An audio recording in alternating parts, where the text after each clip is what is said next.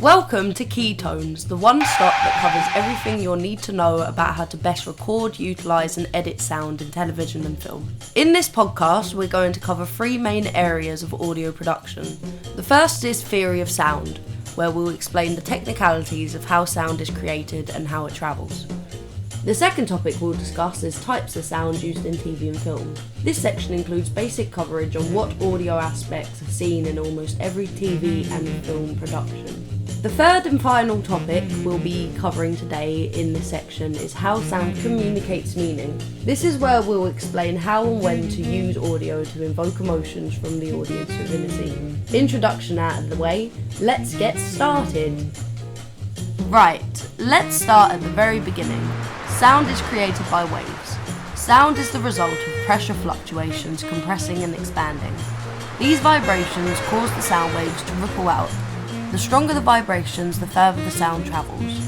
Measuring these waves can be done with a sound level meter and can be presented by both sound pressure, which is measured in Pascal Pa, and sound intensity, which is measured in watts.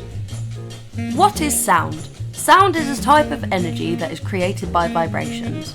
When sound is made, it pushes particles in whichever way the subject or object is facing. The pressure causes the particles to expand and compress between the equilibrium position until the particles run out of energy.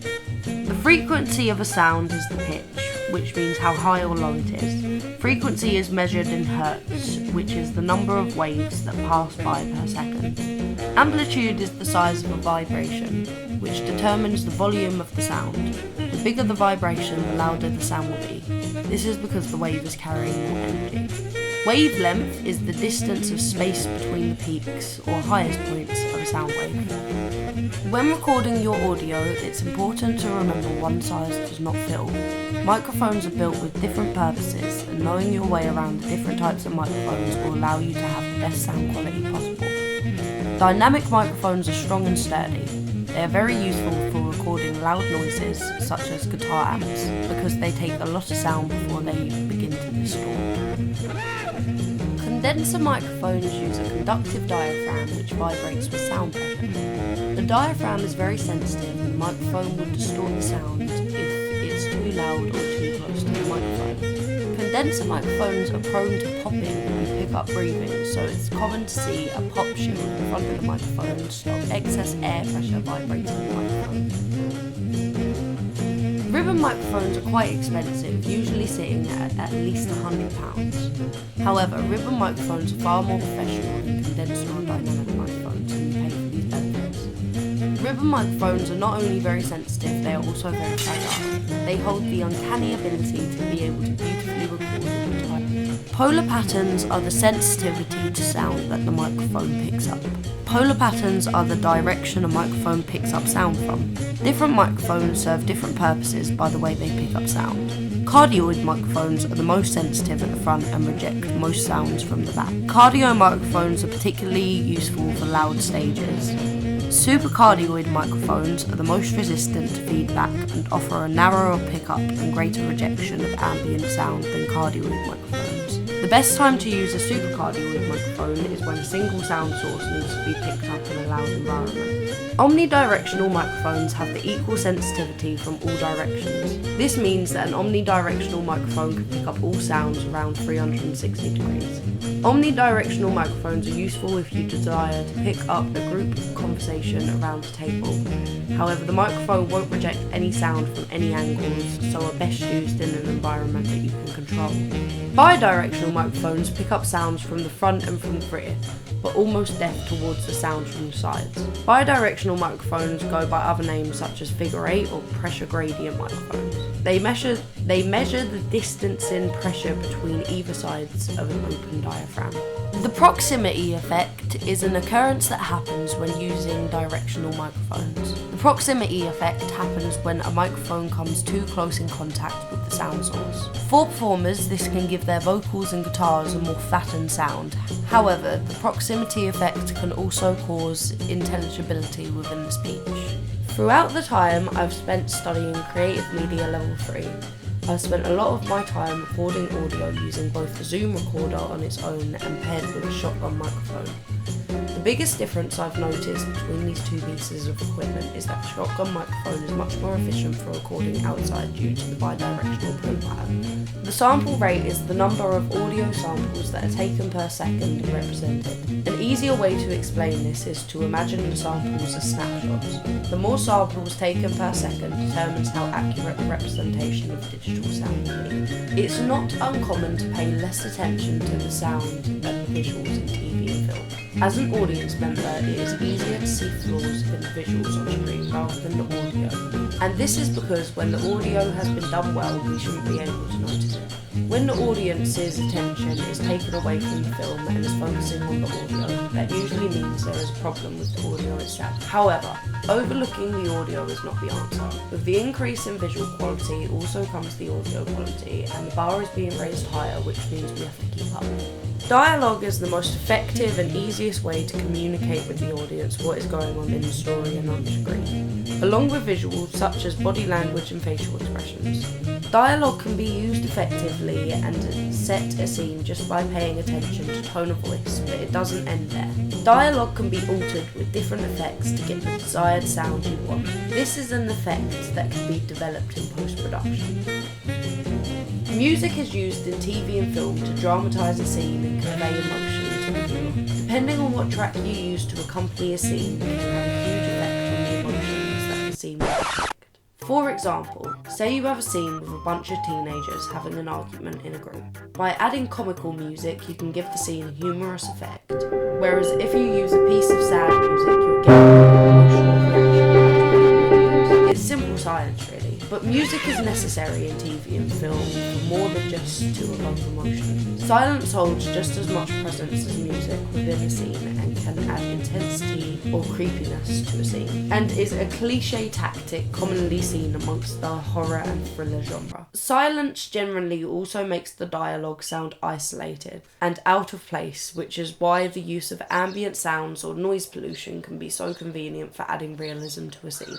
However, sometimes adding music to a scene can seem quite cliche and cheesy. If you feel this is a concern, then listen carefully to what I'm about to say. Have you ever heard of the terms diegetic and non-diegetic? Well, here it is. Diegetic means that the source of a sound is visible on screen or is implied by the action of the film. So using this technique means you can have a sound source on screen, such as a radio or live performance, which can be a more natural way to apply music to a scene.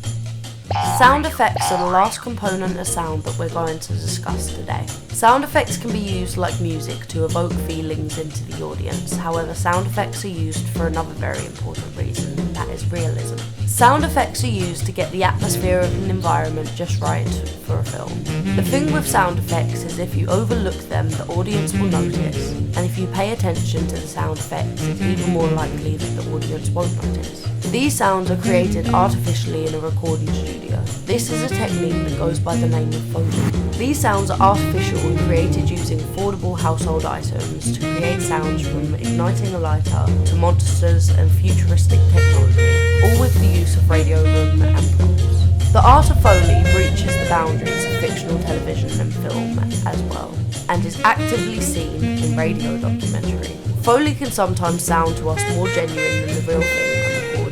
So in horse racing, for example, rather than using pre-recorded audio of horses riding, they use pre-recorded and slowed down sounds of a buffalo stampede.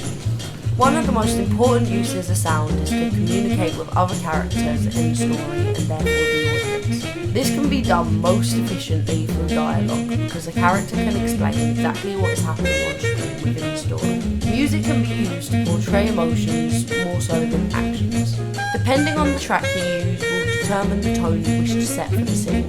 Sound effects can be used to convey realism to the audience and makes the entire film more realistic and accurate to real life. Music can be a heavy indicator of emotion amongst the audience. A primary way to achieve this effect is to use music that will create the pace you want to set for the scene. For example, using a fast-paced piece of music will get the audience drawn in and excited, whereas using a sad piece of music will make the audience feel upset or depressed. Another very effective way to indicate emotion is to use silence right before a frightening visual and a loud piece of music. This is how directors give the audience jump scares. The silence gives the viewer the feeling of anticipation, which leads to the viewer being tense and before the jump scare approaches. Sound can be used to convey a message in the story or on screen. The easiest way to do this is to use character dialogue. Another way is revisiting what we said earlier about how silence can be used to convey something that's about to happen. Well, this can also be said for sound effects. Sound effects can be very informative to the audience when used with visuals as shown action. This doesn't mean you cannot have off-screen dialogue and sound effects, but be sure that there is an indication that what is happening off-screen in the audio region is still present within the scene. Sound effects are a very important factor within a scene and can create so much realism within a film. However, it is important to get the most accurate sound possible. This means that you must be attentive when creating your sound effects. Take the fight scene between Bane and Batman. Throughout the scene, the scene sound effects. Now, these don't sound the same, do they? This is because the sounds were created with the same item.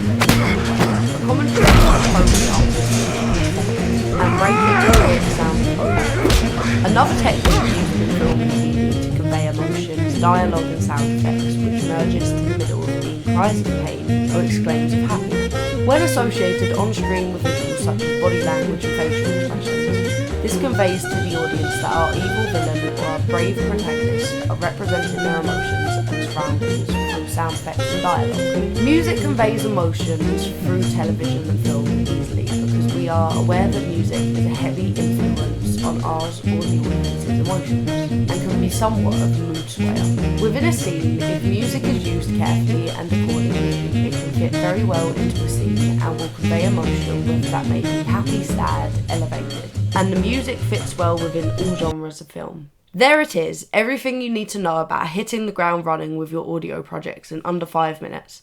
Thanks for listening, guys. Catch you later.